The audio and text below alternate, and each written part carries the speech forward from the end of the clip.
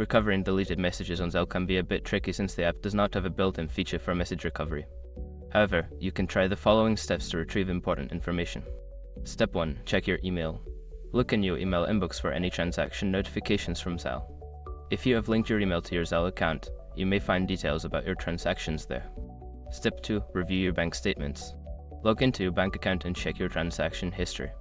Zelle transactions typically appear in your bank statement, which can provide information about the messages you are looking for. Step 3. Contact your bank. Reach out to your bank's customer service for assistance. They may have records of your Zelle transactions and can provide you with details that may help you recover lost information. Step 4. Check your phone notifications. If you have notifications enabled for Zelle, check your phone's notification history. You might find a letter related to your Zelle transactions that can give you the information you need. Step 5. Use a data recovery tool. If you believe the messages were stored on your device and deleted, consider using a data recovery tool. These tools can sometimes recover deleted data from your phone, including app messages. In conclusion, while Zelle does not directly support message recovery, you can use these methods to retrieve important information related to your transactions.